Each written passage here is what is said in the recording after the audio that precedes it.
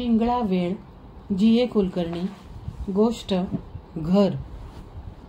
काल संध्याकाळी मधुकाकांना वाटले होते की सारी कामे उरकायला आजचा सगळा दिवस पुरायचा नाही. नव्या घराचा प्रवेश करायचा म्हणजे अनेक लहान सहान गोष्टींची गुंतवळत सोडत बसावे लागते. भटजींना बोलवायचे, आंब्याची केळीची पाने आणायची, स्वयंपाकी ठरवायचा, कार्यालयातून भांडी आणायची. त्याशिवाय एक मोठे जाजम हवे, पाणी साठवण्यासाठी 2 पिपे तरी आणली पाहिजेत. वाजंत्री सांगावीत का की ते फार भपक्याचे होईल. महत्वाचे म्हणजे आमंत्रणे अद्याप द्यायची होती. कितीतरी ऋणानुबंधांची नाती धरून ते नव्या घरापर्यंत चढून आले होते. आपल्या लग्नात बिनबोभाट 400 रुपये देणारे मल्हारपंत, इलेक्ट्रिक कंपनीत एकदाची कायम नोकरी लावून देणारे देवचंद देसाई, 2 महिन्यांच्या आजारानंतरही पूर्ण पगार देऊन पुन्हा नोकरीवर घेणारा प्लायवूड फॅक्टरीचा गुंडू राव, ही तर फार ठळक एवढीच नावे झाली. पण पूर्वीची सारी ऋणे आठवताना मधुकाका भारून गेल्यासारखे झाले होते. यादी पुढे तशीच राहून गेली होती. कागदी पिशवीतून जुने फोटो एकदम बाहेर पडून पसरावेत त्याप्रमाणे अनेक नावे त्यांच्या पुढे आली. पण त्यातील बहुतेक आज पुसून गेली होती. मुद्दाम खटपट करून आपल्याला शाळेत माफी मिळवून देणारे गोखले मास्तर, मधल्या सुट्टीत पोटात भूक वखवकली असूनही वरून तसे न दाखवता चिंचेच्या झाडाखाली एकटेच बसलो असता आग्रहाने आपले दाणे देणारा नरसू करीकट्टी, चुकूनच आलेल्या प्रसंगी एखादा नवा सदरा अगर चड्डी फुकट शिवून देणारा रामनाथ शिंपी, घरी कुणा ना कुणाचा तरी वाढदिवस आहे असे सांगून महिन्यातून 5-7दा तरी जेवायला बोलावणारे म्हातारे सदाशिव शास्त्री, ही सारी नावे आता नाहीशी झाली आहेत. रमेश शांतारामला तर ही नावे देखील माहीत नाहीत. पण प्रत्येक नावावर गंध गोळी ठेवावी अशी ही ती नावे. त्यांना पुढे यादी करवेना. मालतीला लिहून ठेवलेले पत्र देखील बाजूला सारून ते गप्प बसून राहिले. पण आता चांगले 8 वाजून गेले होते व ऊन देखील कुरकुरीत झाले होते. तरी ते अद्याप अंथरुणातच बसून होते. रात्रभर पापणी भरण्या इतकीही झोप मिळाली नाही. डोके तर ओल्या चिखलाचे झाल्याप्रमाणे जड झाले होते आणि निखाऱ्यावर पाण्याचा भपकारा मारल्याप्रमाणे त्यातून वाफा झळत आहेत असे त्यांना वाटत होते. ते उठले. त्यांनी सोप्यावरची हलकीशी वेत खुर्ची उचलली आणि ते अंगणात आले. त्यांनी खुर्ची बकुळीच्या सावलीत अगदी कडेला ठेवली व ते बसले. आपला सकाळचा चहा झाला का? त्यांना वाटले झाला असावा. मगाशीच माईंनी कसला तरी कप आपल्यासमोर आणून ठेवला होता खरा.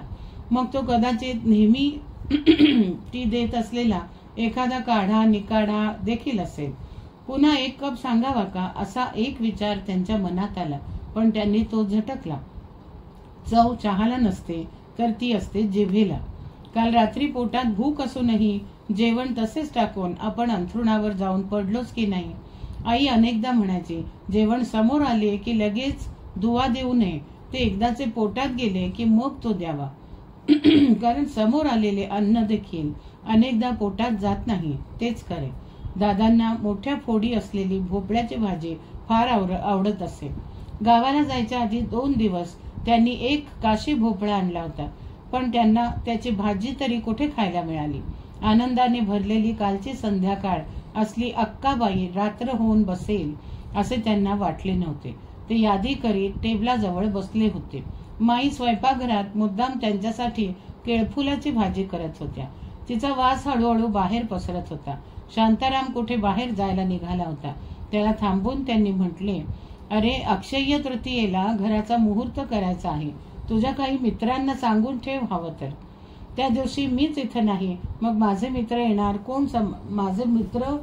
येणार समारंभाला? शांताराम तुटकपणे म्हणाला. मधुकाकांना फार विस्मय वाटला. म्हणजे काय? त्याच दिवशी नेमकी तू कुठे जाणार? मला बडोद्याला नोकरीवर हजर व्हायचं आहे. मी इथून जायचं ठरवलं आहे. बडोद्याला? इतकं दूर? इथंच एखादी मिळाली नसती का नोकरी? इथं आपलं घर आहे. तुम्ही पोरच अशी दूर गेलात तर मग घर बांधलं ते कुणासाठी? मधुकाका म्हणाले. शांताराम एकदम संतापला. कशाला पोरांची नावं पुढं पुढं करता? घर आम्हाला नको होतं, तुमचा जीव त्यात अडकला होता. आणि नोकरी न करून काय इथं पाय घासत बसू? 4 वर्षापूर्वी धंदा सुरू करतो म्हणून मी 6,000 रुपये तुमच्याकडे मागितले. आतापर्यंत ते फेडून देखील टाकले असते. तोच धंदा अनंत इनामदारनं सुरू केला.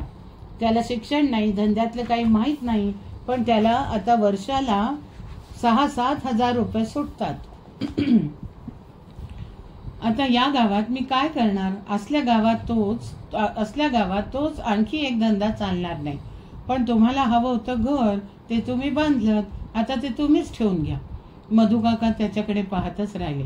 त्याला एकदम एवढं संतापायला काय झाले हे त्यांना समजेना, पण ते कळवळून म्हणाले, पण मी घर बांधलं याचा तुम्हाला कोणालाच कसा आनंद नाही, अभिमान नाही? अरे, घरातलं सामान रस्त्यावर फेकून दिलेलं मी माझ्या डोळ्यांनी पाहिलं आहे.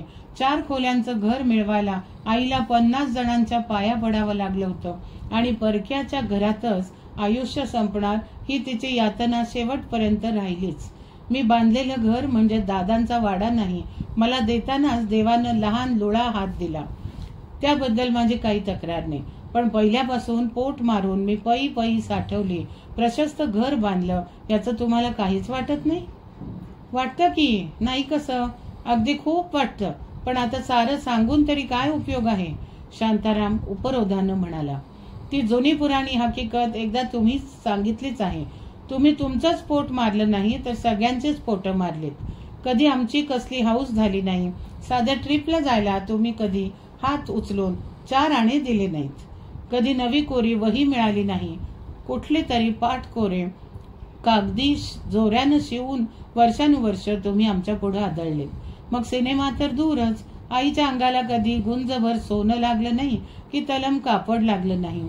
तुमची दंड घातलेली गोधडी धोत्र तर गावभर प्रसिद्ध होती. कोण काय म्हणत माहित आहे काका? गोगलगाईवर चकमक हाणली तरी एखाद्या वेळी ठिणगी पडेल, पण मधुकाकांच्या हातून पै निसटायची नाही. मधुकाकांचा चेहरा लालसर उष्ण झाला, पण त्यांनी स्वतःला सावरले. ते म्हणाले, ठीक आहे, तू जा आता इथून. ते टेबलाजवळ थोडा वेळ स्तब्ध बसून होते. मग एक निश्वास सोडून त्यांनी काम पुन्हा सुरू करण्याचा प्रयत्न केला. घराच्या मुहूर्तासाठी मुलांसह येण्याविषयी त्यांनी मालतीला देखील एक पोस्टकार्ड लिहून ठेवले होते.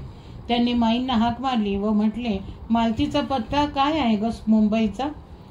मला ती नावं आकडे कधी लक्षातच राहत नाहीत बघ. मुंबईचा? माईंनी आतूनच विचारले. मुंबईला कशाला पत्र आता? तिच्या नवऱ्याची बदली होऊन 1 महिना झाला की तो आता इंदूरला असतो. मग तिनं मला कसं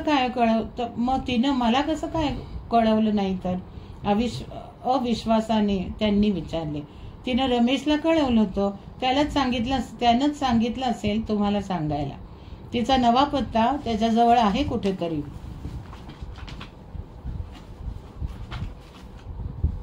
मधुकाकांनी ताक पुन्हा खाली ठेवला. या मालतीला आईंची ठेवणीतली पैठणी द्यायची. कुणास ठाऊक आता मालतीने देखील केस कातरून घेतले असतील. रेसला तर ती आधी जातच होती. आता क्लबात जाऊन काहीतरी का होईना ती पीत देखील असेल. त्यांनी शांतपणे पोस्टकार्ड फाडून टाकले. बाहेर रमेश आला असावा, कारण त्याच्या मोटारसायकलचा आवाज त्यांना ऐकू आला. त्याचा कुठला तरी मित्र 6 महिने इंग्लंडला गेला होता. तोपर्यंत त्याची मोटारसायकल रमेश वापरत होता. मधुकाकांना वाटले, दुसऱ्याचे मिरवण्याची ही कसली मिजाज. उधारीने किरीट आणायचे व स्वतःला पंचम जॉर्ज म्हणत नाचायचे. असलीच ती तऱ्हा. रमेशने ते वाहन स्वतःला पंचम जॉर्ज म्हणत रमेशने ते वाहन आणल्यापासून तो आला गेला की त्याच्या डोक्यात घणघण हातोडे बसत. उलट प्रतिकार म्हणून एकदा एक प्रचंड हातोडा घेऊन त्या अवजड कुरूप यंत्रावर सारखा हाणावा असे त्यांना फार वाटे. रमेश आत आला, तो बूट घालूनच, आणि मग मधुकाकांना घर जास्तच एखाद्या खानावळीप्रमाणे वाटू लागले. त्याच्याकडे न पाहता ते म्हणाले, रमेश जरा थांब. ते सोलापूरचे कोटेश्वर भेटले होते आज. त्यांनी तुला आमच्या मुलीबद्दल विचारलं आहे. त्यांनी तुला आपल्या मुलीबद्दल विचारलं आहे. त्यांच्या वडिलांचा आणि दादांचा फार जुना घरोबा होता. घर चांगलं आहे, मुलगी शिकलेली, चांगल्या संस्काराची आहे. ते तुला भेटतीलच. जर जमलंच तर अक्षय तृतीयेच्या दिवशी याद्या करता येतील. पण त्या बाबतीत तुझं तूच सारं ठरव. मी आपला निरोप तेवढा सांगितला. इतके शब्द एकदम त्याच्याशी बोलण्याची मधुकाकांची 6 महिन्यातली पहिलीच खेप होती. रमेशने उभ्या उभ्याच बूट काढले, पण माईंनी त्याला आतूनच खूण करताच तो जायचा थांबला व खुर्चीवर बसला. तो म्हणाला, काका खरं सांगू का, तुम्ही तो विचार बाजूला ठेवा. मी माझं लग्न ठरवलं आहे. असं का? तूच ठरवलं असतंस तर मग तसदी वाचली, मुलगी चांगली घरंदाज संस्कारांची असली की झालं. नंतर संध्याकाळी घरात देव्हाऱ्याजवळ दिवा लावला जावा एवढीच माझी इच्छा आहे. मी तिला उद्या घरी बोलावलं आहे. तुम्ही तिला पाहिल्यावर मी तुम्हाला सांगणार होतो. ती खरंच तुम्हाला आवडेल. चांगली आहे, डॉक्टर आहे. डॉक्टरी नाही होय? मधुकाकांनी निर्जीवपणे विचारले. म्हणजे सारा वेळ ती आपल्याच धंद्यात असणार.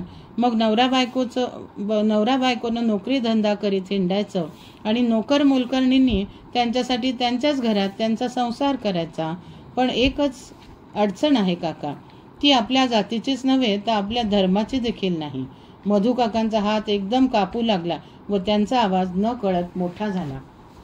ते म्हणाले, छान. मग देवघरात कोंबडी कापायला, क्लबात कोणाचाही हात कमरेभोवती घेऊन नाचायला मोकळीक झाली. हे बघ रमेश, मी निराळ्या दिवसात वाढलो. मला यातलं काही समजत नाही. नव्या वावटळीवर येणारा कचरा थांबवायची माझी इच्छा नाही. मला ती ताकदही नाही. नशीब माझं ती माझी जबाबदारी देखील नाही. पण मी माझ्यापुरतं खिडकीचं दार लावून घेऊ शकतो. तू आता मोठा झालास. पोरांच्या आयुष्यात खर्ची घातलेलं भांडवल फुकटच जाणार या जाणीवेनंच ते गुंतवायचं असतं. ठीक, पण त्यानंतर मात्र तू या घरात राहिला नाहीस तर बरं होईल. तुला हवं तर तू केव्हाही येत जा, पण तिला मात्र या उंबऱ्यात आणू नको. त्याचाही मी विचार केला होता. जाण्यासाठी उठून रमेश म्हणाला, मी 1-2 महिन्यात स्वतंत्र राहायचा विचार करतो आहे. मी तुम्हाला शपथेनं सांगतो की तिला आणून मी तुमचं घर विटाळणार नाही.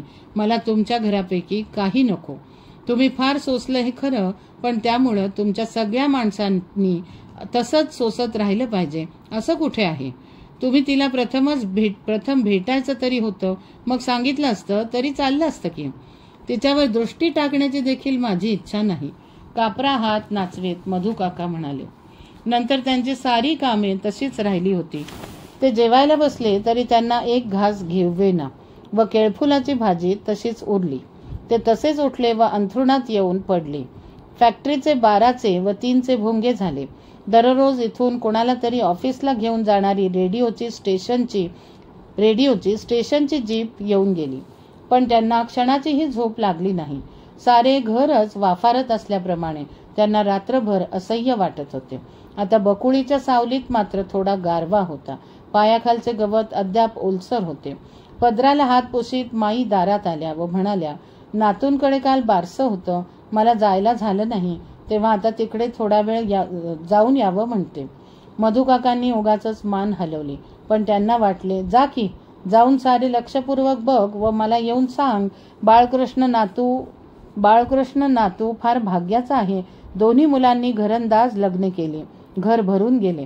आता बाळक्या गच्चीत बसतो व सतत डिटेक्टिव्ह कादंबऱ्या वाचतो.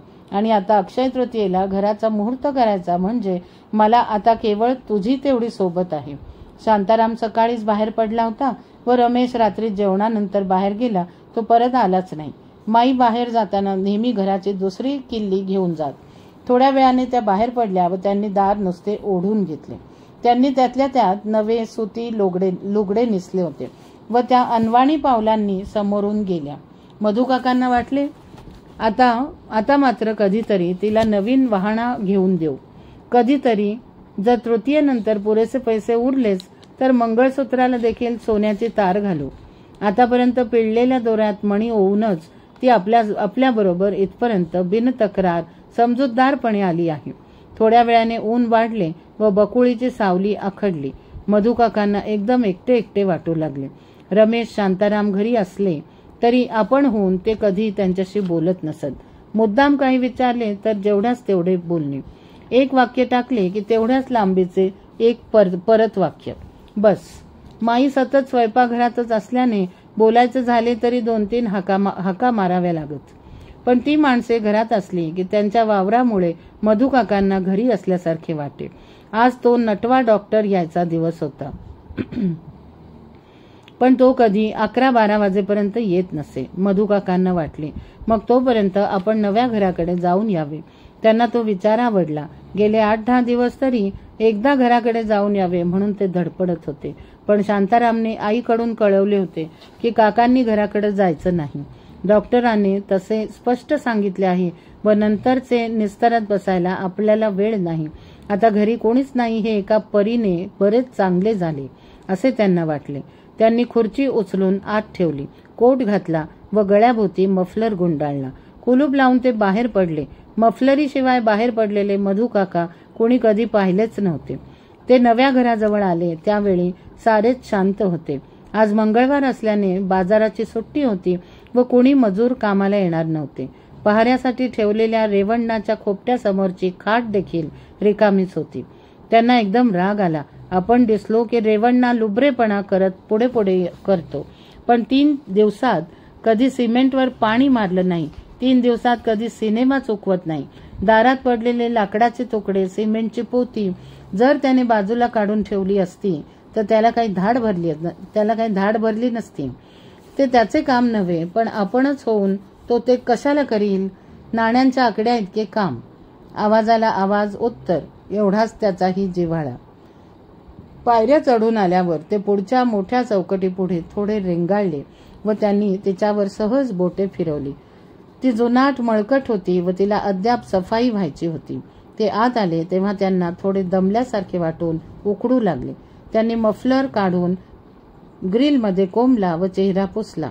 अद्याप ठिकठिकाणी सिमेंट वाळू पडलेली दिसत होती, पण घर जवळजवळ पूर्ण झाले होते. नव्या घरात असतो तर तसला अद्याप न मंदावलेला करकरीत वास तर हाताने गोळा करण्याइतका दाट होता. पण त्यांना त्या वासाने तर प्रसन्न वाटले. वरच्या खोल्या देवघर सोडले तर अद्याप रंगकाम व्हायचे होते. पण सोप्यावरून माझघरात येताच त्यांना गणपतीच्या कोनाड्यात गणपती दिसू लागला. झोपाळ्यावर थेट आईप्रमाणे माई बसल्यासारख्या भासू लागल्या. त्यांनी झोपाळ्याच्या पितळी दांड्यावर प्रेमाने हात फिरवला व खिशातील हातरुमाल काढून त्यातील एक दांडी उगीचच पुसली. कठड्याला धरून सावकाश पायऱ्या चढत ते माडीवर आले. या ठिकाणी सगळ्यांच्या झोपायच्या खोल्या होत्या. कधी काळी मालती आपल्या मुलांसह आलीच तर तिच्यासाठी ठेवलेल्या खोलीत हरणे मोरांची चित्रे सिमेंटमध्येच रेखून रंगवली होती. त्यांना वाटले प्रवेशाच्या वेळी नाही तरी नंतर केव्हा तरी ती नवऱ्यासह मुलांना घेऊन इकडे यावी. रुजून वर पोपटी पाने दाखवणाऱ्या गहू वाटीप्रमाणे सारे घर भरून जावे.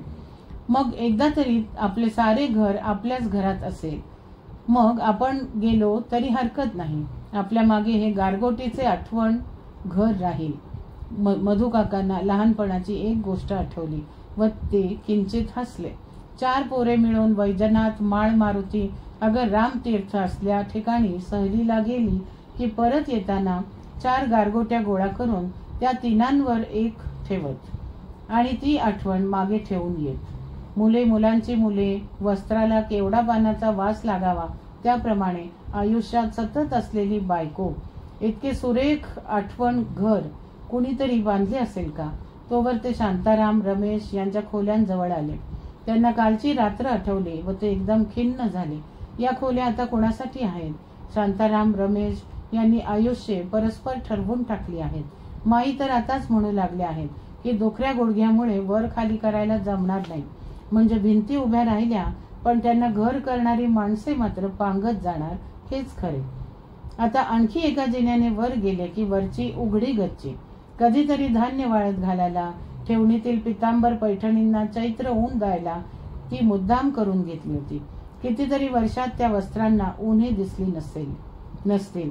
मधुकाका दर पायरीवर थांबत सावकाश चढू लागले तेव्हा छातीतील आवाज वाढू लागला आणि आत कोणीतरी कुस्करत असल्याप्रमाणे श्वास तुकड्या तुकड्यांनी येऊ लागला.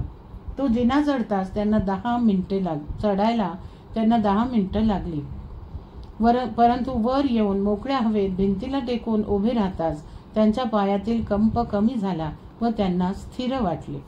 गच्चीवरून समोर मल्हार टेकडीपर्यंत सारे स्वच्छ विंचरलेले निळसर दिसत होते व एखादी लाट गोठल्याप्रमाणे दिसणाऱ्या चढ उतारावरील झाडे स्तब्ध होती. उंच सुरूचे झाड, वैष्णव मठाच्या परसातले, फणसाची झाडे इनामदारांची, कारंजावर फेस दिसावा त्याप्रमाणे फुलांचा पांढरा रंग, ठिकठिकाणी शिंपडलेली आकाश मोगऱ्याची झाडे सय्यद देसाईची. त्याला अद्याप देखील ई जोडल्याखेरीज स्कूल म्हणता येत नाही. त्यामागे नारळाची झाडे, तेथील उंच इमारत पाहताच मात्र त्यांना मनात रुतलेले जुने सल जोरात दाबल्यासारखे झाले. त्यांचे हात पुन्हा कापू लागले व मजुरांनी चढ उतारासाठी ठेवलेल्या एका ओबडधोबड वाकावर त्यांनी बसकण घेतली. आता ती इमारत बकाल अस्ताव्यस्त झाली होती. तिच्यात खालच्या बाजूला सिगरेट पानपट्टीची दुकाने होती व कोपऱ्यात एका नाव्याचे सलून होते. पुढे शिंदीच्या झावळ्या खोचलेल्या, मागे आंबट वासाच्या ओलसर कातडी पखाली असलेल्या ट्रक्स त्या आवारात वेळी अवेळी उभ्या असत. जिथे एकदा सीता बसली होती तिथे आता एखादी बाजार बसवी वाकड्या भांगाने बसावी तसे ते घर आता झाले होते. पण एकेकाळी त्या ठिकाणी दादांचा प्रशस्त वाडा होता. आवारात नारळाबरोबर आंब्याची झाडं होती आणि अंगणात दाराशेजारीच असलेल्या पारिजातकामुळे श्रावणात फुलांचा लालसर कुसर असलेला सडा असे. कोपऱ्यात आणखी कसले तरी झाड होते. उन्हाळ्यात बाकी सारे वैराण झाले की मात्र ते झाड निळसर गुलाबी फुलांनी स्वतःला शृंगारून बसे. त्या घरातील विधभर खिडकी असलेल्या बाळंतिणीच्या खोलीत मधू काकांचा जन्म झाला होता. ती आठवण होताच आयुष्यावरची अनेक पांघरुणे काढून टाकल्याप्रमाणे त्यांना वाटले व त्यांची हुरहुर एकदम वाढली. पहिल्या सोप्याला पितळी दांड्या असलेला स्वच्छ डोहासारखा दिसणारा आरशासारखा काळाभोर शिसवी झोपाळा होता. संध्याकाळी आई त्यावर बसली की त्या ठिकाणी कमळ उगवल्यासारखे वाटे.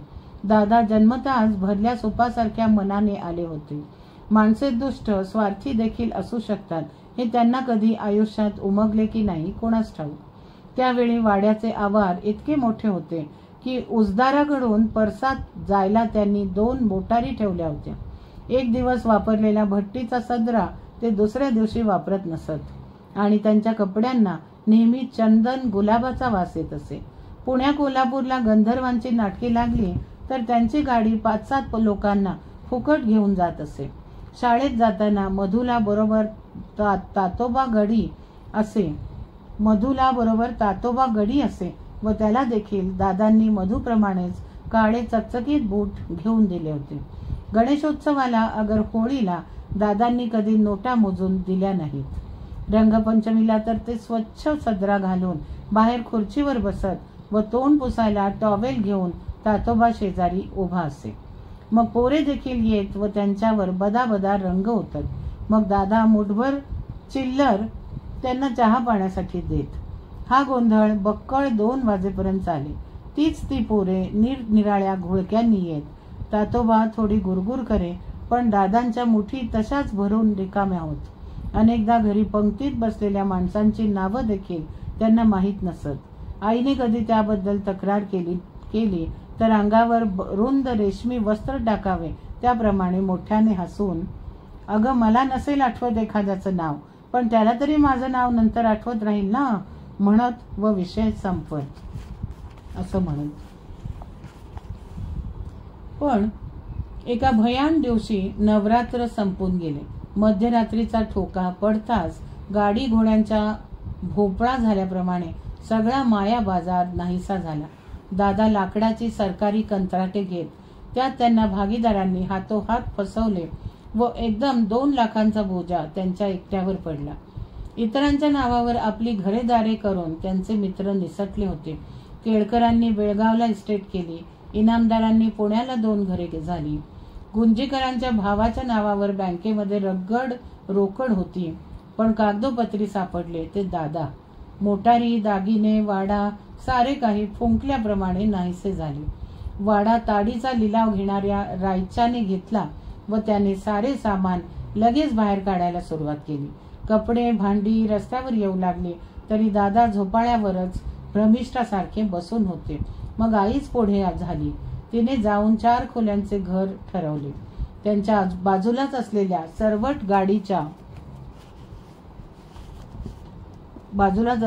सारवट गाडीच्या रिकाम्या तबेल्यात सारे सामान कोंबले आणि मग दादांना हाताला धरून उठवले.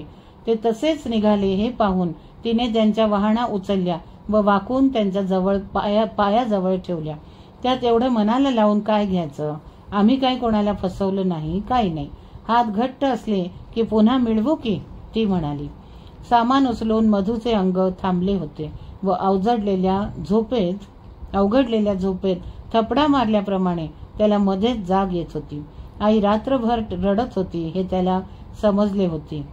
दादा आता नेहमी घरीच बसून राहत. रुमालाचा जरीकाठ जरा वाकडा झाला तर ते पूर्वी रुमाल पुन्हा बांधत, पण आता हिरवट बुरा असल्याप्रमाणे त्यांची दाढी वाढू लागली.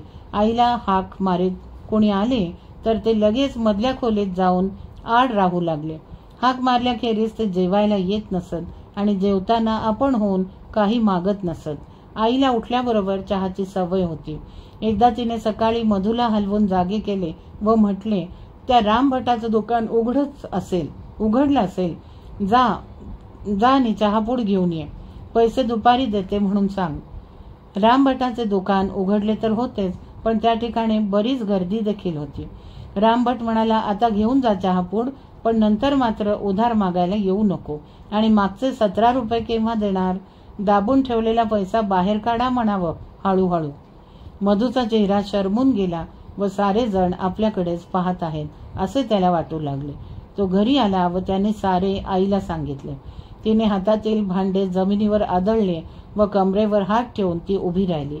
ती म्हणाली, मढ काढलं त्याला कापलं तर त्याचा अर्ध अंग आमच्या घरात वारानं जेवलेल्या अन्नाचं असेल. असलीच मढी घरात इतकी गर्दी करायची की आम्हालाच बसायला जागा नसेल.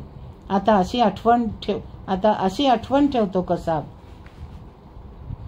तिने मधूला चहा करून दिला, पण तेव्हापासून तिचा मात्र चहा सुटला. त्याचा चहा झाल्यावर त्याला घेऊन ती तबेल्याकडे आली आणि सामान बाजूला करीत तिने कोपऱ्यातून एक समई काढली. तिच्या भोवती एक गोंडपाट गुंडाळत तिने ती मधूच्या खांद्यावर ठेवली व सांगितले, गावात खोळबत्तेच्या दुकानात जा आणि ही विक, पण पैसे मात्र खिशात घट्ट धरून ये. जवळजवळ त्याच्याच उंचीची समई दुकानापर्यंत घेऊन जाताना मधूचे खांदे ठणकून निघाले, पण 19 रुपये सांभाळून घरी आणताना तो जास्तच घाबरा झाला. त्यापैकी 17 रुपये त्याच्याकडे देत आई म्हणाली, त्या मढ्यावर हे फेकून ये. मी सगळा हिशेब ठेवला आहे.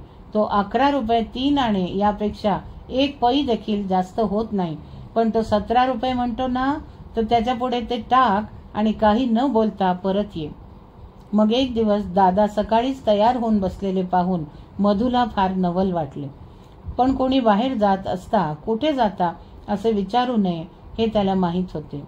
ते गावाला निघाले होते, पण सोबत सामान मात्र एका लहान पिशवी खेरीज काही नव्हते. आपणही बरोबर येण्याचा आईने आग्रह धरताच ते एकदम रागावले. पुण्याला एकाकडे माझे 500 रुपये यायचे आहेत, ते मिळतात का हे बघायला मी जात आहे. तर तिथं तुझं काय काम आहे, ते मोठ्याने म्हणाले. तरी आई म्हणाली, मग येणार कधी परत? पुण्याला जायचं म्हणजे काही अगदी दिक्काला जायचं नाही. त्यावर दादा काही बोलले नाही. त्यांनी मधूचे विस्कटलेले केस जास्तच विस्कटले. जाताना ते आईला म्हणाले, रागावलेलं मनात ठेवू नको काही. ते कोपरा वळून जाईपर्यंत आई त्यांच्याकडे पाहत उभी होती, पण आता आल्यावर ती चुलीपुढे बराच वेळ उगाचच गप्प बसून राहिली. 3 दिवस झाले, 4, 5, पण दादांकडून काही पत्रच नव्हते. रात्री आई मध्येच उठायची व मधूला जागे करून मध्येच म्हणायची, माझा डोळा फार उडतो बघ, किंवा कसलं जळलं, फार वाईट स्वप्न पडलं बघ. मग 1-2 दिवसांनी शिनू अण्णांनी घरी येऊन सारी हकीकत सांगितली. त्यांच्याबरोबर पोलिसातले कोणीतरी होते. त्यांच्या रुंद कातडी कमरपट्ट्याला असलेल्या कमरपट्ट्याला असलेल्या खिशात पिस्तूल होते. दादांनी आत्महत्या केली होती. ते पुण्याला गेलेच नाहीत. त्यांनी आपल्या मरणाला जागा निवडली, ती देखील आपल्या स्वभावाप्रमाणेच. 800-900 फूट खाली पडणाऱ्या विक्राळ धबधब्याच्या कडेवरून त्यांनी खाली उडी मारली होती. हे नाव ऐकूनच मधूच्या अंगावर काटा आला. मागे एकदा सगळेच जण तो धबधबा पाहायला गेले होते. वरच्या खडकावर पडून खाली पाहिले की फेसाळलेले उग्र पाणी गिळायला वर वर येत आहे असे वाटत असे. गर्द एकाकी रानात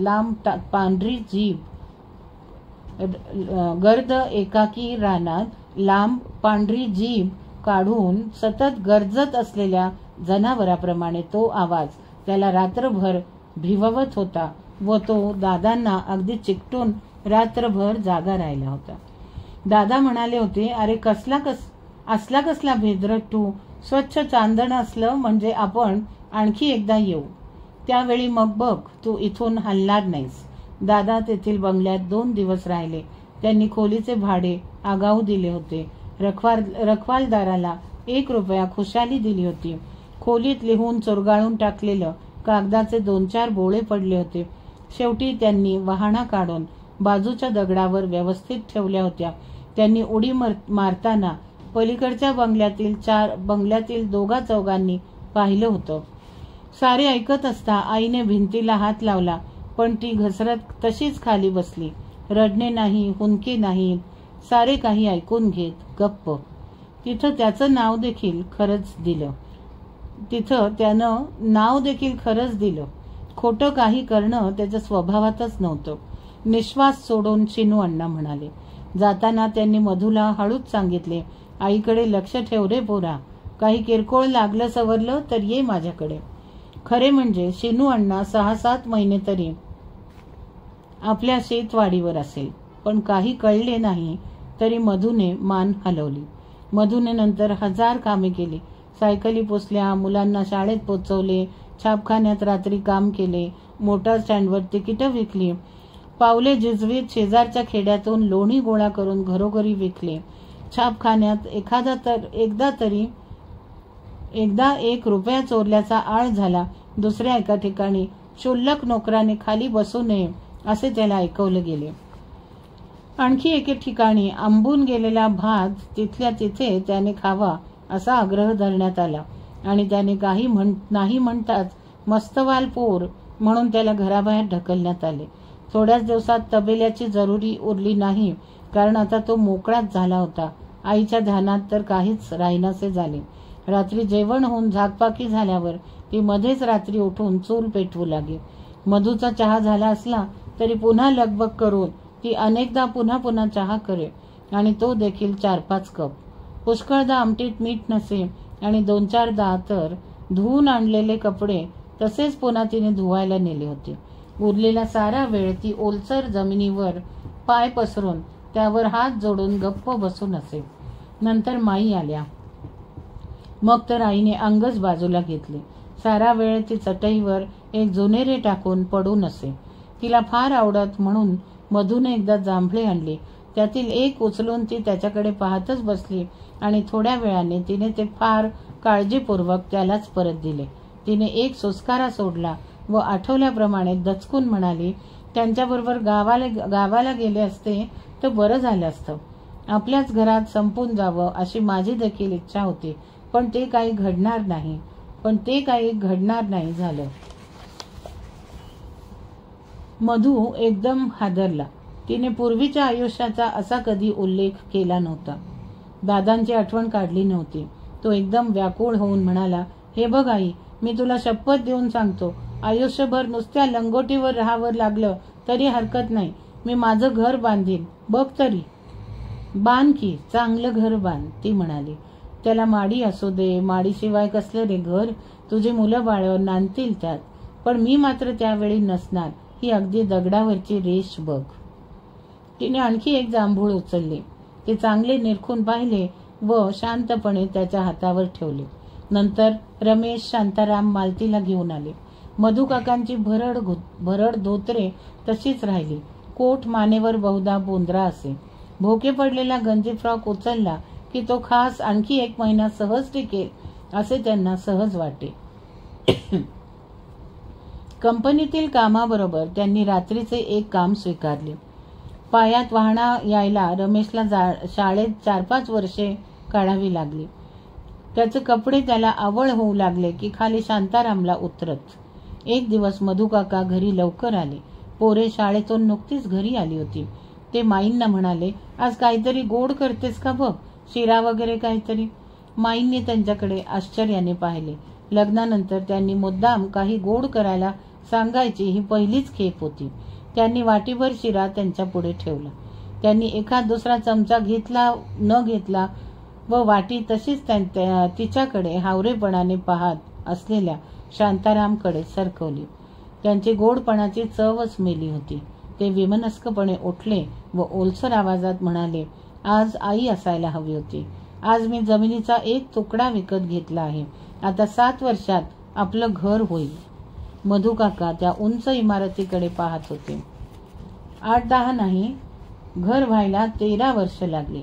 ते 2-3दा रायच्याकडे गेले होते. त्यांनी दिलेली रक्कम व्याजासह हप्त्याने परत करण्याची त्यांनी तयारी दाखवली होती. गरज म्हणून माती मोलाने फुंकून टाकलेला वाडा, त्यावर 2-3 हजार जास्त द्यायला देखील त्यांनी मागे पुढे पाहिले नसते. पण राचय्या नुसता हसला होता. त्याने आता पुढचा दरवाजा काढून नवी लोखंडी नक्षी बसवली होती. बाजूला कोरीव काम असलेली, वर गणपतीची आकृती असलेली पुढील मुख्य चौकट त्याने आवारातच कुठेतरी टाकली होती. शेवटी तीच तेवढी मोठ्या मिनतवारीने परंतु पूर्ण किंमत देऊन त्यांनी आणली व नव्या घराला बसवली. त्या इमारतीकडे पाहत असता विषण्णतेने त्यांना वाटले, आपण घर बांधलेच नाही. दादांच्या वाड्याची अडगळीत पडलेली चौकट तेवढी इथे उभी करून आपण त्या चौकटीत उभे आहोत इतकेच. आत जी माणसे असायला हवी होती ती तर आधीच निघून गेली. आपल्या मागून यायला कोणीच तयार नाही. एक माणूस, एक चौकट, आपण आणि कोरीव काम केलेल्या लाकडाचे आपणाला रिकामे मखर. सतत उन्हात उभे राहिल्यामुळे त्यांना भुवळल्यासारखे होऊन उष्ण वाटू लागले होते व आता अचानक सारेच अंग कापू लागले होते. त्यांना वर येऊन बराच वेळ झाला होता, पण पूर्वीचा थकवा एकदम परत आला होता.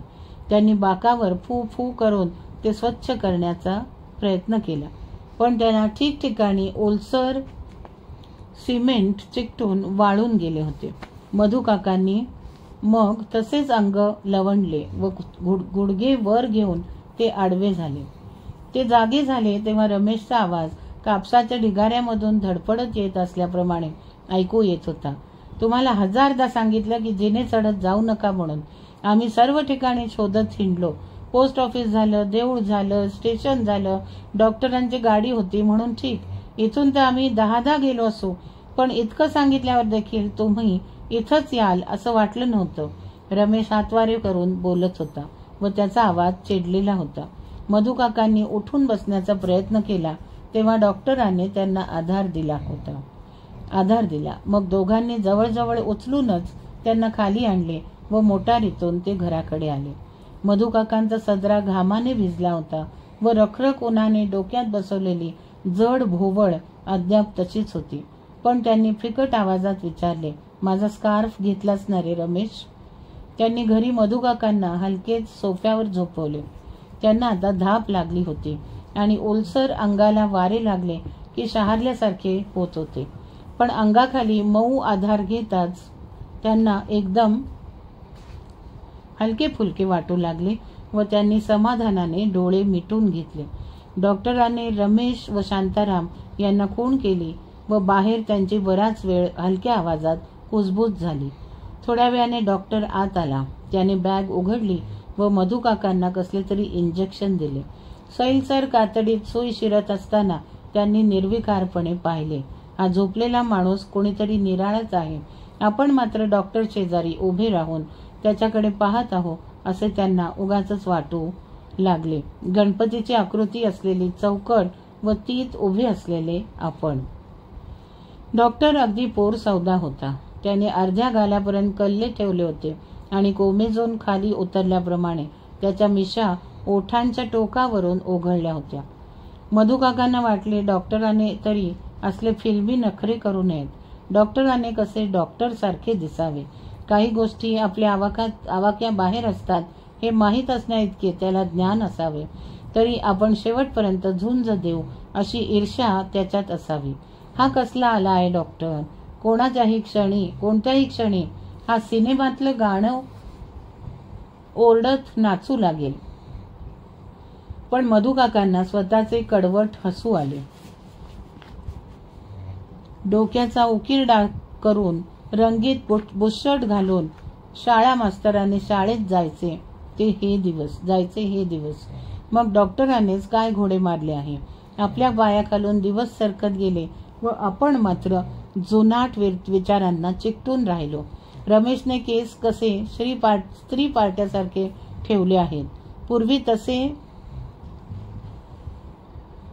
पूर्वी तसे केस भांडी घासणारे रामागडी आणि विहिरीत पडलेल्या बिनगी घागरी काढणारे जांगळी लोक तेवढेच ठेवत असत. शांतारामला तर विजार घालून खाली बसता येत नाही. त्याची मुले पुढे कसले कपडे घालतील? शिंप्याकडून अंगावरच कपडे शिवून घेतील की वाघ रंगवल्याप्रमाणे अंगावर कपडे न घालता कपड्याचे चित्रेच रंगवून घेतील? हे पहा मधुकाका, डॉक्टर अवघडल्या आवाजात म्हणाले. आता तुम्हाला चांगली विश्रांती पाहिजे म्हणून मी आता तुम्हाला जर्मन मिशन हॉस्पिटलमध्ये घेऊन जाणार आहे. तिथली माणसं किती प्रेमळ आहेत हे तुम्हाला माहीत आहेच. आता तर तुमच्या जुन्या ओळखीचे डॉक्टर देशपांडे देखील आले आहेत. रमेश, शांताराम आळीपाळीने येऊन जातील. शिवाय जरूर पडलीच तर मी देखील आहेच. मधुकाकांनी समजूतदारपणे मान हलवली व ते म्हणाले, पण अक्षय तृतीयेनंतर जाता येणार नाही. एकदा घराचा मुहूर्त झाला की हॉस्पिटलमध्येच काय, माझ्या खऱ्या घरीच पोचव. त्यांनी थोडे हसण्याचा प्रयत्न केला. छे, आता बिलकुल वेळ नको. मी मघाशीच तुम्हाला सरळ तिकडेच घेऊन जाणार होतो माझ्याच गाडीतून. मला किती दिवस राहावं लागेल या खेपेला? इतका वेळ उचलून धरलेला डॉक्टराचा उत्साह मावळला व अस्वस्थपणे त्याने रमेश, शांतारामकडे पाहिले. पण ते दोघेही आखडून राहिलेले पाहून तो म्हणाला, तसं काही तुम्हाला झालेलं नाही, पण तुम्हाला विश्रांती हवी. राहावं लागेल 1-2 महिने. तिथं तुम्हाला अगदी घरच्यासारखं वाटेल. गेल्या खेपेला संजना नर्सनं तुमची किती काळजी घेतली होती माहीत आहे ना? गेल्या खेपेला फार तर आठवडाभर राहावे लागेल म्हणताना बक्कळ महिनाभर राहावे लागले होते. म्हणजे त्या हिशोबाने आता 4-8 महिने तरी पाहायला नको. तेवढ्यात घर पुरे होऊन जाईल. पण देव्हारा ठेवण्याची जागा आपण सांगितल्याप्रमाणेच होईल ना? झोपाळा सोप्यावर लावायचा आहे हे त्यांच्या ध्यानात राहील ना? संजना नर्सने मात्र मधुकाकांना फार आतड्याने वागवले होते हे खरे. ती मालतीच्याच वयाची होती. मालतीला आता 2 मुले झाली होती व हनवटीखाली गादी वाढली होती. संजनाला कुणी नातलग नव्हते. ती हॉस्पिटलच्या आवारातच राहत असे. तिला त्या ठिकाणी येऊन 8 वर्षे झाली होती. पण तिच्या नावाने कधी एकही पत्र आलं नाही असे वॉर्ड बॉय म्हणत होता. ती तासनतास एकटीच बसून असे.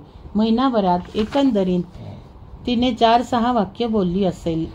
ती 4-6 वाक्य बोलली असेल नसेल. पण ती चहाचा कप देखील असा पुढे करीत असे की तो त्यांनी प्यावाच असा त्यात प्रेमळ आग्रह असे. वारा थांबवण्यासाठी खिडकी बंद करण्याचे साधे काम देखील ती इतक्या आपुलकीच्या नीटनेटकेपणाने करत असे की पडल्या मधुकाकांना वाटे, खिडक्या कराव्यात कशासाठी? प्रकाश किंवा हवा येण्यासाठी? छट, तर त्या संजनाने झाकाव्यात म्हणून. ते तिच्याविषयी अनेकदा विचार करीत. त्यांना वाटे ही कोणाची तरी चांगली बहीण बायको झाली असती. हिच्यामुळे कोणाच्या तरी आयुष्याला घर पण आले असते. मग ही अशी एकटीच का? आपुलकीसाठी 1000 माणसे जीव टाकत असतात. मग ही इकडे अशी एकाकी का वठून जाते आहे? मालतीला 2 मुले आहेत, पण ती त्यांना कुठेतरी जावेकडे नंडेकडे आदळून गावे हिंडते, नाटक सिनेमा पाहते, क्लबात जाते, माती स्मसण. ती मुले संजनाला का लाभली नाहीत? मातीवर मीठ पडावे आणि बी खडकावर पडून वाया जावे असे उफराटेच का घडत जाते?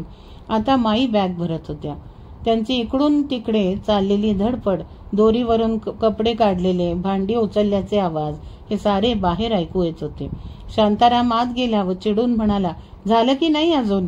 इतकी जरूर आहे, अगदी जरूर आहे तेवढंच घे. हॉस्पिटलमध्ये काय घर थांबटायचं आहे? आणखी काही लागलंच तर आम्ही कुणीतरी येत असतोच की. मधाची बाटली, सूतशेखराची मात्रा हे सारं करायचं काय घेऊन? माई खोड्याप्रमाणे पाहत बॅगेशेजारी बसल्या.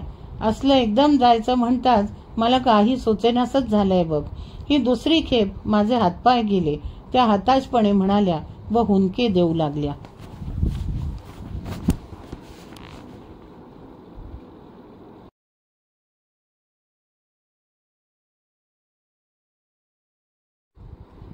बाहेर मधुकाका एकदम कळवळले व त्यांनी डोळे मिटून घेतले. या घरात आल्यापासून ती आपल्या जोडव्यांचा देखील आवाज करू न देता आपल्याबरोबर वणावणा चालत आली. विस्तव थंड आहे असे आपण म्हटले असते तर तिने समजूतदारपणे मान हलवली असती. समजाच पुढे काहीतरी झाले. त्यांना तो विचार नकोसा वाटला. जरुरी पुरते घे म्हणजे काय? कोणाच्या जरुरी पुरते? मला काय जरूर आहे हे कोणी मलाच का विचारित नाही? माझ्या गरजा तुम्हाला काय माहीत आहेत? मला देव्हाऱ्यातील पारदर्शक गुळगुळीत बाण घ्यायचा आहे. आपल्या लहानपणापासून तो देव्हाऱ्यात आहे. त्याला हात लावायला मिळावा म्हणून तर मी अनेकदा देवपूजा करायचा हट्ट धरला. रमेशने, शांतारामने कधी देवावर पाणी देखील ओतले नाही आणि आता यापुढे ते घडणारही नाही. मालतीकडे तर म्हणे देवच नाहीत. लग्नात नेलेला बाळकृष्ण तिने देखील मोडीत घातला असेल. नंतर माळ्यावरच्या पेटीतील जुने मोरपीस मला हवे आहे. आपण मोरपीस हवे असे म्हणताच जेवण सोडून दादांनी सारा बाजार धुंडाळला व ते पीस आणून दिले. नमस्कार घालण्याच्या स्पर्धेत मिळालेला रेशमी बांधणीचा दासबोध हवा. शिवाय टवके उडून आता पिवळा पिडलेला आईचा फोटो तर बिलकुल विसरायचा नाही. तिचा तो एकुलता एक फोटो तिच्या लग्नात घेतला होता. त्यानंतर ती कधी फोटोला बसलीच नाही. कधीतरी नातवंडांनी बघावा म्हणून मी हा झालं तरी काढून घेतला, इतकंच. वरचेवर फोटोला बसायला मी काय सांगलीची महाराणी आहे होय? ती हसून म्हणायची. सारे आयुष्यभर तिला सांगलीच्या महाराणीपेक्षा कोणी मोठे आढळलेच नाही. मधुकाकांनी तो फोटो एकदा कौतुकाने मालतीला दाखवला होता. आई सारी हातभर उंच समई एवढी होती. 9 वारी लुगडे, कमरेला चांदीचा पट्टा, कोपरापर्यंत सैल चोळी आणि दंडावर जर भरलेल्या मखमली पट्ट्या. त्यात भर म्हणजे बुगड्यांवरून आलेली साखळी घट्ट ओढून बांधलेल्या केसात अडकवली व कपाळावर मोठे निसंशय आकाराचे कुंकू. मालती व तिची मैत्रीण हसून हसून बेजार झाल्या. त्यांच्या खांद्यांना बाया नव्हत्या. छातीवर लंगोटी एवढे कापड आणि झाकलेल्या अंगापेक्षा उघडे अंग जास्त. तिच्या मैत्रिणीच्या हातात तर काकणे देखील नव्हती आणि तिचे केस कुत्र्याची हजामत केल्याप्रमाणे होते. मधुकाकांनी घाईघाईने फोटो परत घेतला होता. त्या हसल्या खऱ्या, पण आई देखील त्यांना हसली असेल, पण ते देखील शांतपणे. गोकर्णाचे फूल वाऱ्याने क्षणभर दुमडावे त्याप्रमाणे. त्या मालतीसाठी तो फोटो मागे ठेवायचा नाही, तो आपल्याबरोबरच हवा. इजिप्तमध्ये की चीनमध्ये म्हणे माणूस मेल्यावर त्याच्या साऱ्या आवडत्या वस्तू त्याच्याबरोबरच पुरण्याची पद्धत होती. शहाणे लोक स्नेहसंबंध निर्माण झालेल्या वस्तू सोबत आपणच न्याव्यात. आपण आहो तोपर्यंत त्यांना प्राण, नाहीतर त्या मोडीतच की. छट, तो फोटो आपण जरूर नेला पाहिजे. पण आपणाला काय जरूर आहे हे कोणीच कसे आपल्याला विचारत नाही. माई स्वेटर घेऊन बाहेर आल्या व उगाचच हसून म्हणाल्या, घाला हे स्वेटर, हॉस्पिटलमध्ये जाताना थंडी होईल नाहीतर. त्यांचे डोळे अद्याप ओलसर होते. शांताराम बॅग घेऊन आला. रमेशने मधुकाकांना उचलले व डॉक्टरांच्या मोटारीत ठेवले. माई त्यांच्या शेजारी अंग चोरून बसल्या. शांताराम व डॉक्टर पुढे होते. गाडी सुरू होताच मधुकाका म्हणाले, गाडी नव्या घराकडून घ्या. पण त्यांचे शब्द कुणालाच ऐकू गेले नाहीत. त्यांनी बसल्या बसल्याच जुन्या घराला नमस्कार केला. शेवटी नव्या घराला काही घरपण आले नाही. दुसऱ्याच्याच वास्तूत जन्म मृत्यू, लग्न मुंजी, सुख दुःखे यांची तोरणे लागली आणि शेवटी तिथूनही उघड्या डोळ्यांनीच बाहेर पडावे लागले. आता 2-4 महिने तरी हॉस्पिटल म्हणजेच आपलं घर. आपण इमारती बांधतो इतकेच, पण आपले घर कोणते हे इतर कोणीतरीच ठरवत असते. जर्मन मिशन हॉस्पिटलमधून तिथून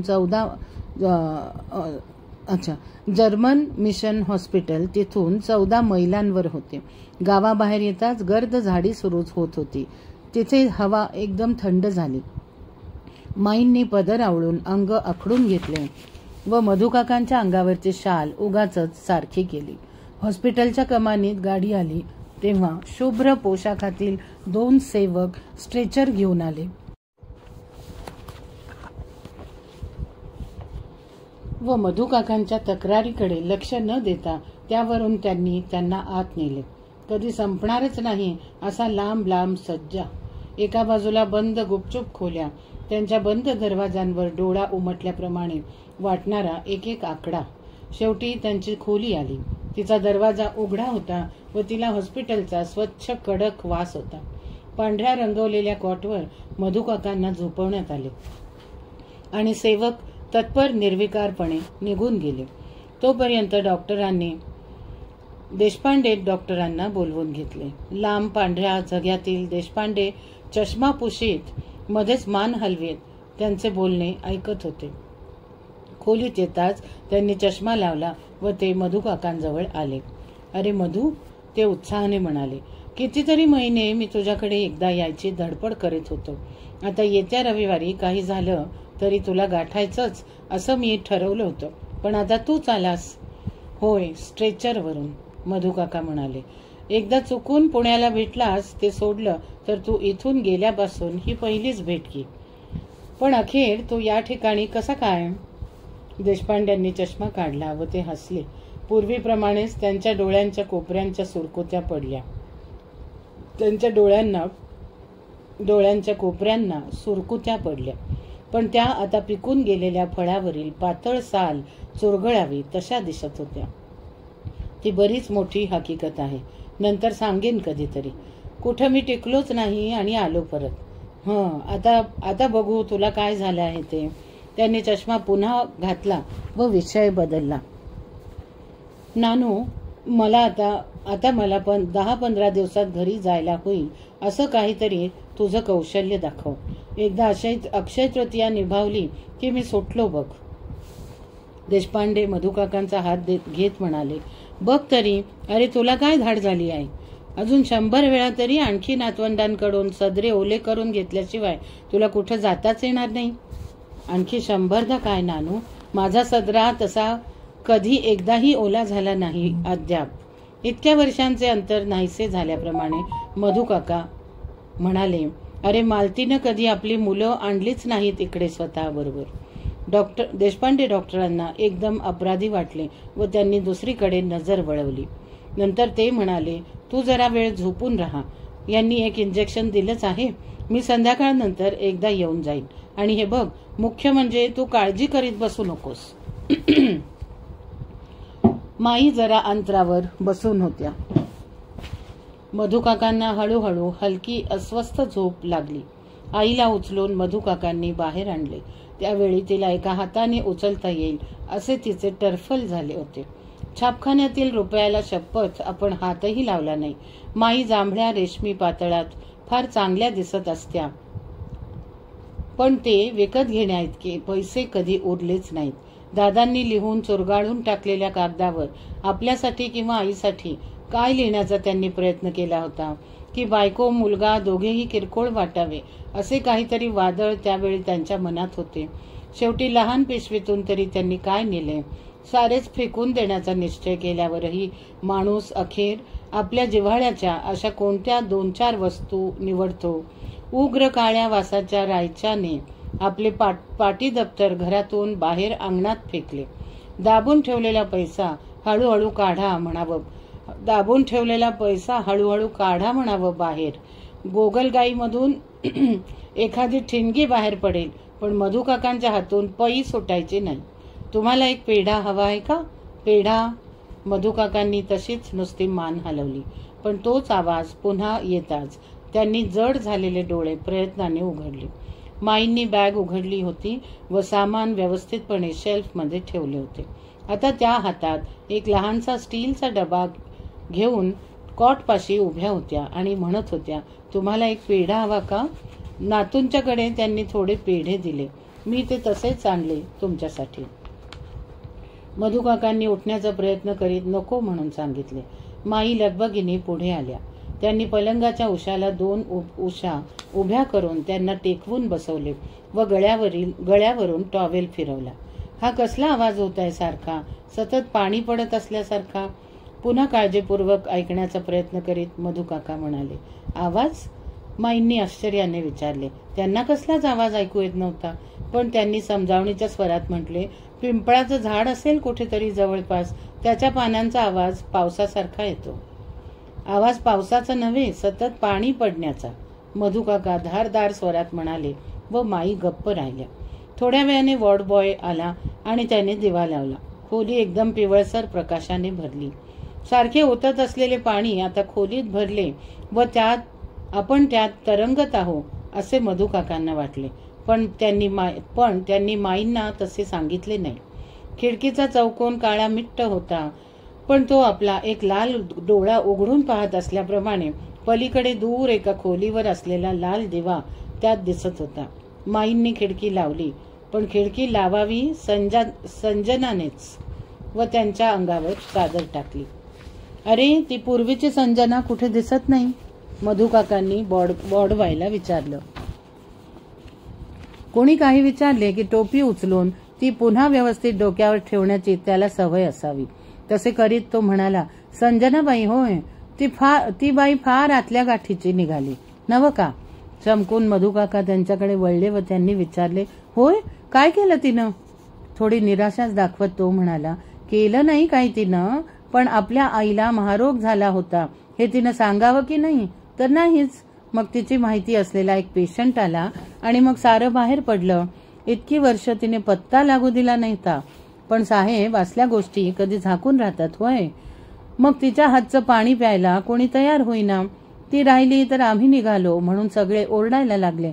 डॉक्टरांना किती सांगितलं म्हणता, आईबापाचा रोग मुलांना होतोच असं नाही, पण कशाला काही नाही. मग संजनाबाईच एक दिवस उठली नि बॅग घेऊन बाहेर पडली. हणमहट्टीला महारोग्यांचा आश्रम आहे नव्हे, तिथं आहे म्हणे ती आता.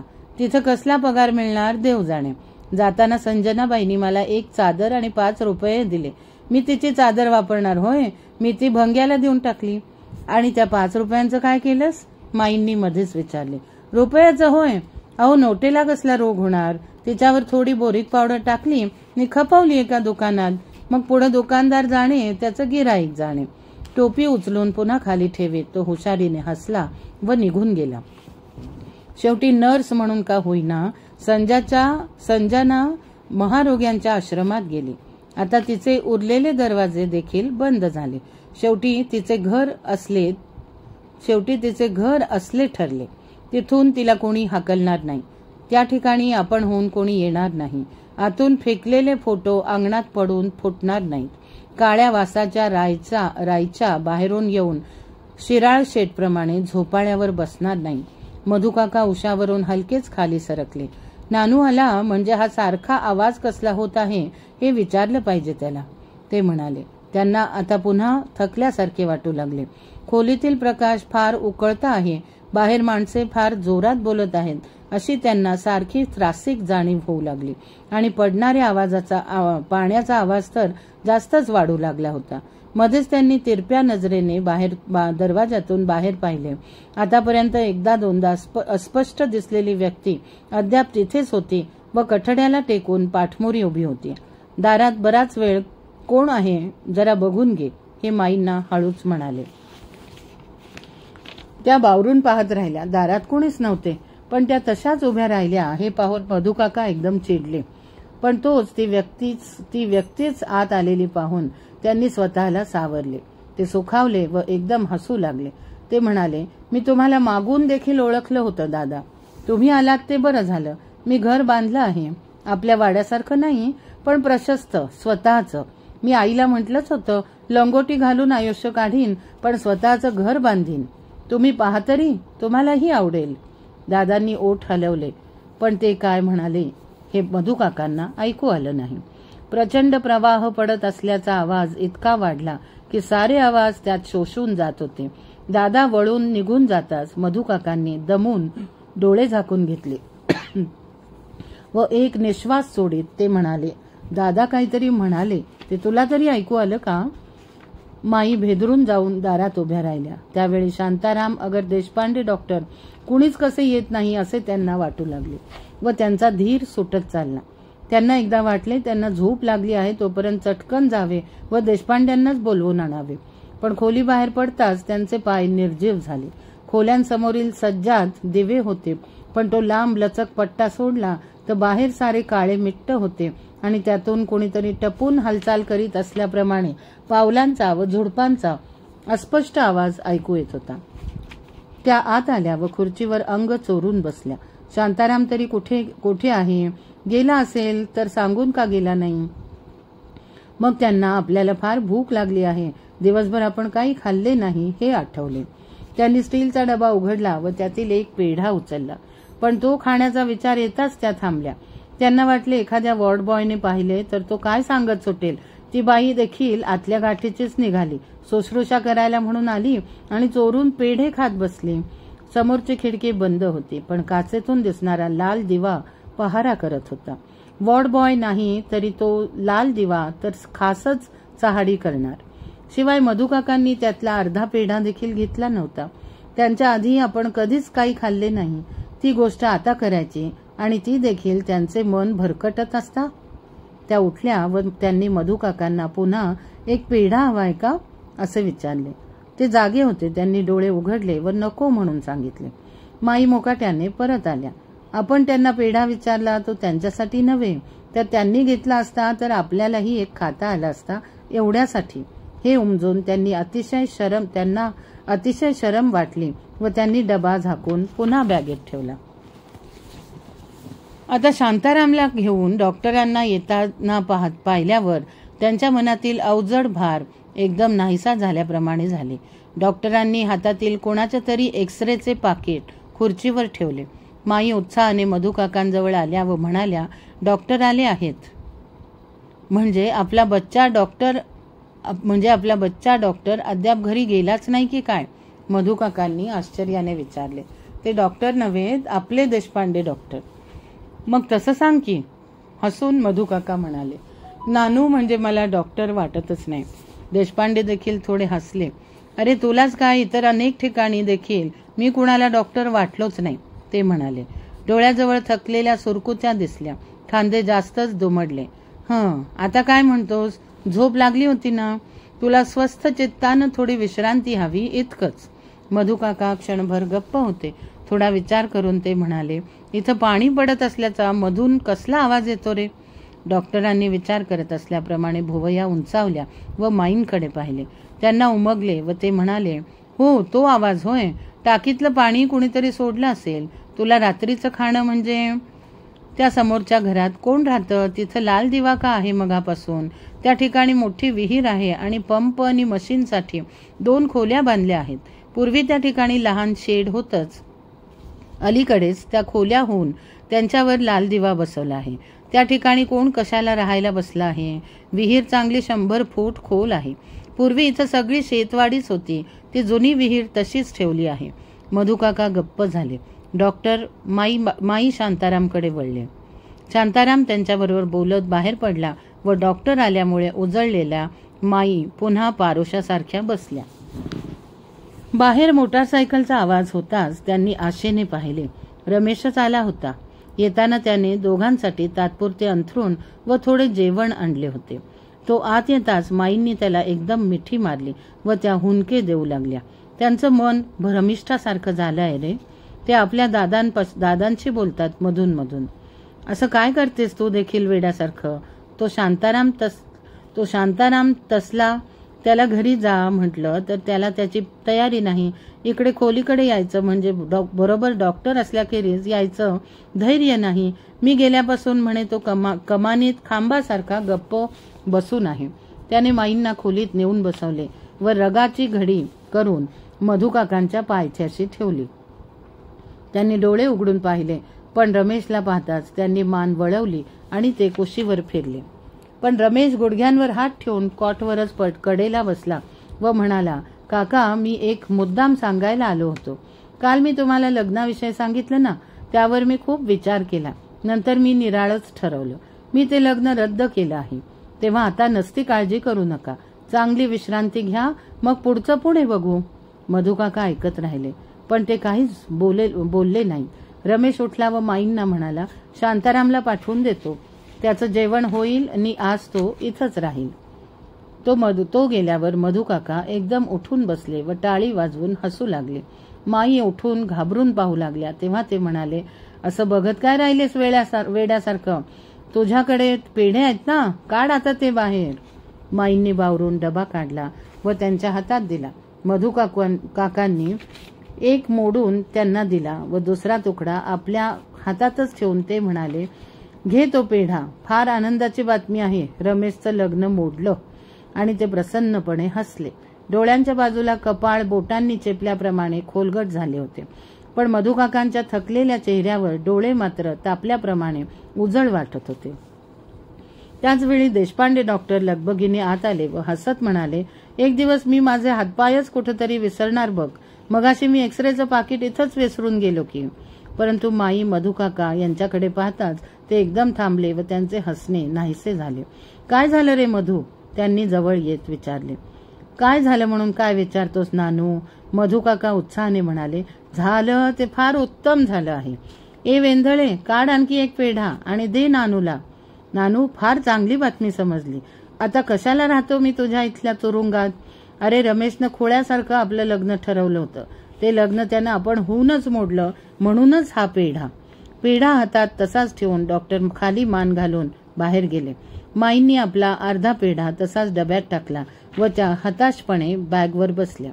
मधुकाकांनी हळूच बाहेर पाहिले व म्हणाले, दादा, आत या आता. मगाशी मी तुम्हाला बसा म्हणालो नाही, कारण मग तुम्ही मला माझ्या मुलाविषयी विचारणार हे मला माहीत होतं. मी काय सांगणार? पण आता बघा, रमेशचं लग्न बारगळलं. तसा तो शहाणा आहे, पण आधी पेढा तर घ्या, मग सांगतो सारं काही. बसल्या बसल्याच मधुकाकांनी हात पुढे करून हातातला अर्धा पेढा हवेत ठेवला. तेव्हा तो टपकन खाली फरशीवर पडला. मधुकाका पुन्हा सावकाश अंथरुणावर पडले. त्यांनी चादर गळ्यापर्यंत ओढून घेतली. तेव्हाही त्यांच्या चेहऱ्यावर हसू होते. डॉक्टर खोलीतून बाहेर पडले व त्यांनी पेढा एका वॉर्डबॉयला देऊन टाकला. ते खांदे दुमडून चालत, पण आता त्यांची छाती उगाचच थोडी रुंदावली. रमेश चांगला शिकलेला आहे, त्याचे लग्न मोडले आहे, पण ललित विषयी त्याला का विचारून बघू नये? तिचा उजवा हात लुळा आहे खरा, पण ती डाव्या हाताने सुरेख लिहिते. ती नीटनेटकी आहे, घरात रमणारी आहे. मग रमेशला तिच्याबद्दल का विचारू नये? जवळजवळ गोठून गेलेली त्यांची आशा पुन्हा एकदा थरथरली. ते सज्जाद पुढे आले. तिथे रमेश त्यांच्याविषयीच कोणापाशी तरी चौकशी करीत होता. देशपांडे डॉक्टर त्याच्यापाशी गेले व आपुलकीने त्याच्या खांद्यावर हात ठेवत म्हणाले, तुझं लग्न मोडलं म्हणे. तुझे वडील तर फार खुश आहेत. त्यांनी मला त्याबद्दल एक पेढा देखील दिला. काय भानगड आहे ही? रमेशला प्रथम काय बोलावे हे समजेना. तो गोंधळून म्हणाला, डॉक्टर, खरं सांगू, लग्न मोडलं वगैरे काही नाही. आम्ही ते 2-4 महिने पुढे ढकललं आहे, इतकंच. काकांची प्रकृती ती तर तुम्ही पाहिलीच. ते अगदी मनस्ताप करून घेतात. त्यांचा या लग्नाला पूर्ण विरोध आहे, कारण ती मुलगी परजातीची आहे. मी तिला सारी परिस्थिती समजावून सांगितली आणि ती चांगली समजूतदार आहे. तिलाही ते पटलं. 2-4 महिन्यांनी आम्हाला काय फरक पडणार आहे? पण काकांना मात्र त्यामुळे बरं वाटेल. तुम्ही मात्र त्यांना यातलं काही सांगू नका. डॉक्टरांनी सारे समजल्याप्रमाणे मान हलवली व एक निश्वास सोडला.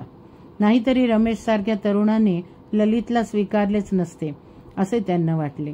इतक्या ठिकाणी विचारले आणखी एकदा, एवढेच. डॉक्टरांचे खांदे पुन्हा दुमडले व त्यांनी अंगावरचा लांब झगा बावळटपणे पुढे ताणला. ते थोडे पुढे गेले व तेथील बाकावर बसले. रमेशचा देखील तिकडे जाण्याचा विचार होता, पण तो मध्येच थांबला व पाहतच राहिला. समोरून माई येत आहेत हे पाहून त्याला एकदम काळजी वाटली व त्याने विचारले, तू का आलीस? काय झालं आई? शांताराम आहे खोलीत, तो थोडं खाऊन घेतोय, त्या शांतपणे म्हणाल्या. आणि लग्न मोडल्याचं तू हे काय नवीन काढलं आहेस? त्याचं असं आहे आई, रमेश सांगू लागला. मग माईंनी त्याला निक्षून थांबवून म्हटले, ते काही नाही, तू ठरवलेल्या मुलीशीच हे लग्न झाले पाहिजे. असू दे ती परक्या धर्माची. हे बघ रमेश, या खेपेला मी त्यांचं लक्षण ओळखलं आहे. त्यांना अधूनमधून भ्रम होत आहेत. आताच त्यांनी आपल्या दादांना देखील पेढा दिला. आता त्यांची फारशी आशा दिसत नाही. स्वतःला आता फसवून करायचंय काय? डॉक्टरांनी तुम्हाला आधीच सांगितलं असलं पाहिजे. मला तुम्ही ते सांगितलं नाही म्हणून काय झालं? तो शांताराम तर खचल्यासारखा बसून आहे. काही विचारलं तर लक्ष न देता नुसती मान हलवतो. तू आपलं लग्न मोडून बसलास. असली कसली रे तुम्ही पाठमोडकी पोरं. आता एक ऐकून घे. मीच आता आजपासून घरातली करती झाले आहे असं समज आणि चांड्यासारखा मध्येच बोलू नकोस. कसली अडचण आहे तुझ्या लग्नात? त्यांचं तर संपत आल्यासारखंच आहे. माझं देखील तू काळजी करू नकोस. पापड सांडगे करून मी विकले तरी मी आयुष्य काढू शकेन. हत्ती गेला आणि शेपूट उरलं, त्याचं काय आहे एवढं विशेष? तेव्हा तू निवडलेल्या मुलीशीच तू लग्न कर. बाकीचे लोक गेले खड्ड्यात. मग पुढं तुझ्या मुलीला देखील खूप शिकव. तिला पाणोठ्यावरल्या केळीसारखं सुखावून मोकळेपणाने वाढू देत. तुला एक तरी मुलगी होणारच. करायचं काय नुसते उणगे दांडगे मुलगे होऊन? तिला गायन शिकायचं असेल तर जरूर शिकव. तिला टेनिस खेळू दे. हवं तर तिला विलायतला पाठव. एखादी मुलगी चांगली शिकली सवरली की कापसाच्या बोंडासारखी वाढली की अशी काय आग लावून जाणार आहे की त्यात सगळी तुमची देवळं जळून जातील. मला संस्कृत पाठांतरासाठी एखादा चांदीचा करंडा बक्षीस मिळाला होता. मला पोहायला येतं हे तुला माहित आहे? आई, तुला पोहायला? रमेशने बावळटपणे विचारले व तो खोळ्यासारखा पाहतच राहिला. माईंनी शांतपणे मान हलवली. होय, मला पोहायला येतं. मी नदीकाठच्या गावातली मुलगी. शेताजवळच्या नदीत मला मामांनी पोहायला शिकवलं. मी एक माणूस आहे हे तुम्हाला कधी आठवलंच नाही. त्याविषयी बोलावं असं तुम्हाला वाटलंच नाही. परंतु लग्न झाल्यावर अंगाला वाहतं पाणी लागलं नाही. कारण मग संस्कार आड आले. लग्नानंतर आम्ही एकदाच जोडीनं बाहेर पडलो होतो आणि ते देखील मुरलीधराच्या देवळात जाण्यासाठी. आम्ही परतलो तेव्हा 5-7 वात्रट पोरं आमच्या मागं लेडी म्हणत ओरडत घरापर्यंत आली.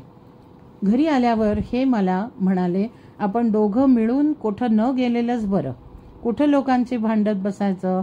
आणि ती फुलांची शाल देखील तू वापरू नकोस. डोळ्यांवर आल्यासारखं होतं ते.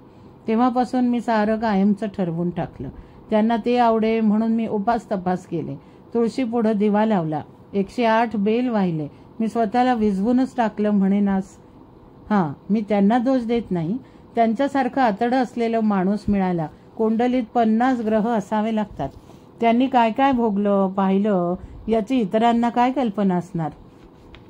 आणि मग कोण कोणाला दोष देणार?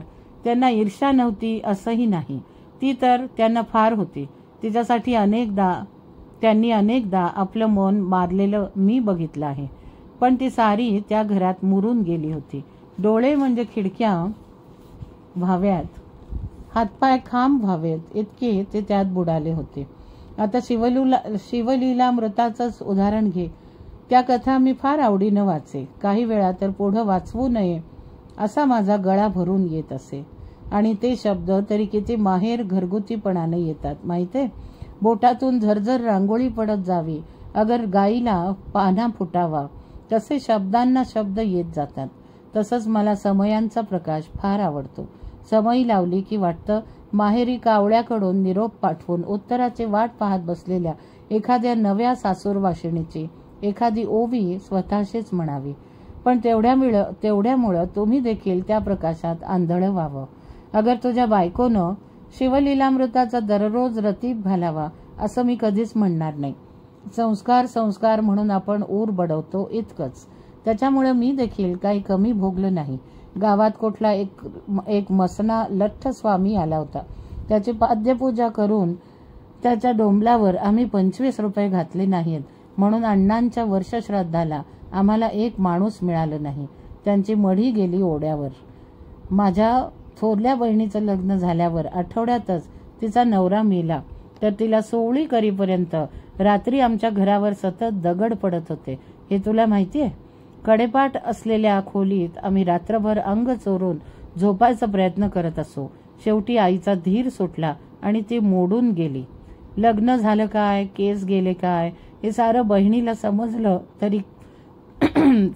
तरी की नाही कोणास ठाऊक. आज आठवलं की पोटात आग पडते बघ माझ्या.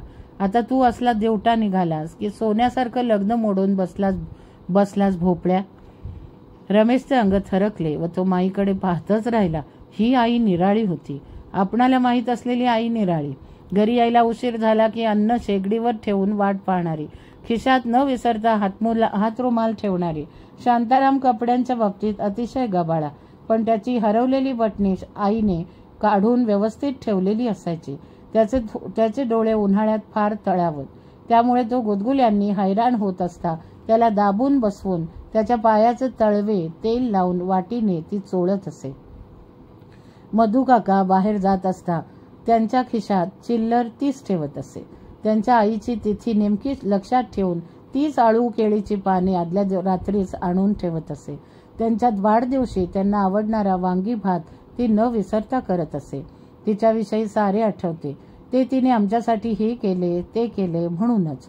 पण ती खरी कोण आहे हे मात्र कधी सुद्धा आपल्याला जाणवले नाही. तुरुंगातल्या कैद्यांना एक स्वतंत्र आकडा तरी असतो, पण ही नुसती एक आई, एक बायको, बस. 1000 बायका, 1000 आया, त्यातील एक. इतक्या वर्षात तिला पोहता येते ही साधी गोष्ट देखील तिच्याविषयी आपल्याला समजली नाही याची त्याला अतिशय शरम वाटली व त्याला शब्द फुटेना. तो शांताराम वैतागानं कुठंतरी बिळात जाऊन बसायला तयार झाला आहे. सारं मन मारून मी तुम्हा लांडग्यांना वाढवलं, हे असं चिंध्यांसारखं फेकून द्यायला, लोकांनी तोडवायला होय रे. त्याला म्हणावं, तुला जो काही धंदा करायचा आहे तो कर. दिल्लीला कर, अगर अगदी काशी रामेश्वरला कर. घराची किंमत सहज 18-20 हजार येईल.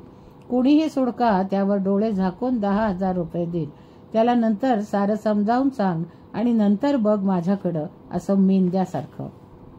माईंचे लक्ष एकदम काकांच्या खोलीकडे गेले. दारात उभे राहून शांताराम खुणेनेच त्यांना हाका मारत होत्या. माईंने स्वतःला सावरले व पदर अंगाभोवती लपेटून त्या खोलीकडे गेल्या. त्या आत गेल्यावर शांताराम आला व रमेश समोर कठड्याला टेकून उभा राहिला. इथे बसू नको म्हणाले काका, आईलाच पाठव, गौरीलाच खोलीत बसू दे म्हणून त्यांनी स्पष्टपणे सांगितलं. तो शून्यपणे म्हणाला. देशपांडे डॉक्टर सारा वेळ बाकावर शांतपणे बसले होते. त्यांनी रमेशला म्हटले, पण तुमच्या आईचं नाव जानकी आहे ना रे रमेश? मधूनच एकदा तसं मला सांगितल्याचं आठवतं. रमेशने हो म्हटले.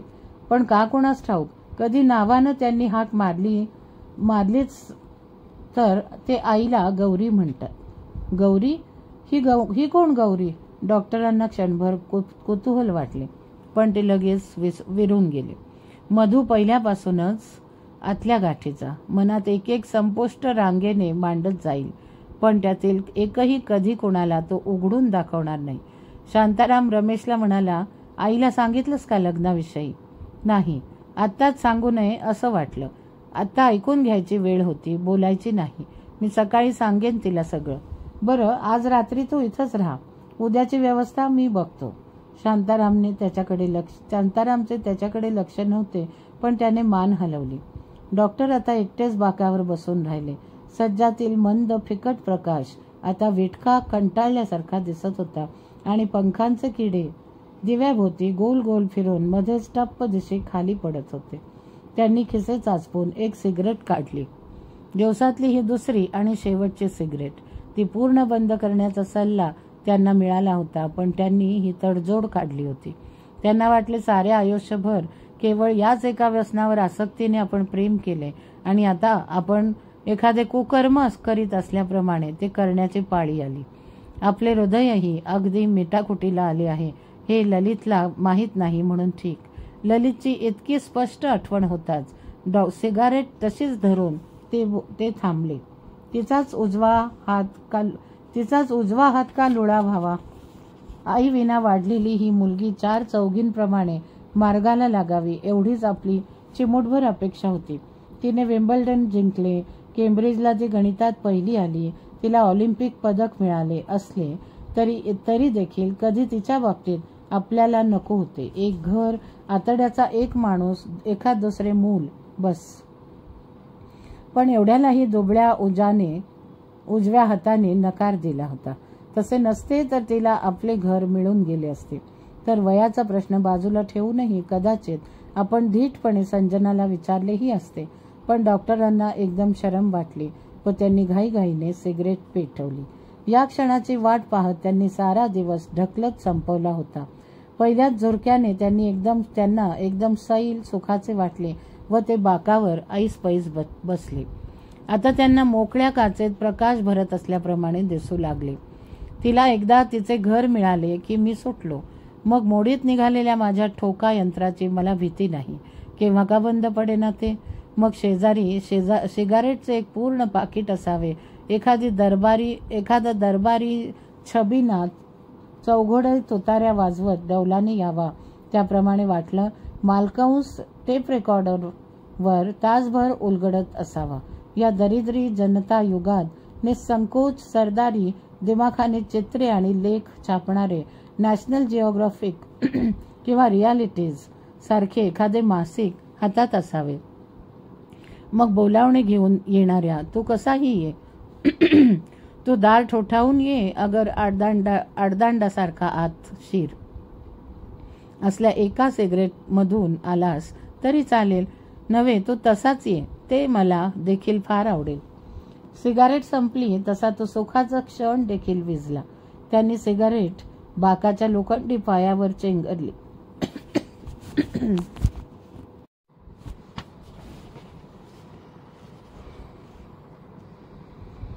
त्यांनी थोटूक उडवताच ते दिव्याखाली पडलेल्या किड्यात जाऊन पडले व किड्यासारखे दिसू लागले. डॉक्टर तिथून उठले व ललितच्या उजव्या हाताने त्यांना जरबेने इशारा करून बोलावल्याप्रमाणे ते आपल्या क्वार्टर्सकडे निघाले. ते जवळ आले तेव्हा लाल दिवा उग्र झाल्याप्रमाणे झळझळीत दिसला. पण तिकडे पाहताच त्यांच्या पोटात एकदम लकलकले व त्यांचे पायच गेले. दिव्याजवळ लाल प्रकाशात कुणीतरी उभे होते. ललू, इथं काय करतेस अंधारात? त्यांनी घोगऱ्या आवाजात विचारले. ललित दचकून भानावर आली व म्हणाली, सजणी अद्याप बाहेर होती आणि विहिरीत काहीतरी पडल्याचा आवाज आला म्हणून मी बघायला आले. चला आपण जाऊ. ते तिच्याबरोबर गेले. त्यांनी दरवाजा उघडताच मांजरी त्यांच्या आधीच घरात शिरली. सटवी कुठली, ललित म्हणाली व तिने डाव्या हाताने वर उचलून घेतले तिला.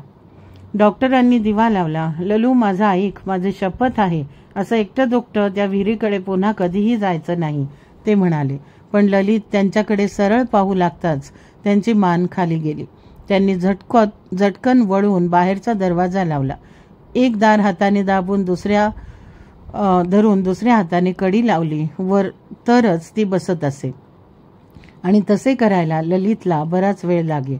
ते आत आले आणि घर देऊ न शकलेल्या जडपणाने खुर्चीवर बसले.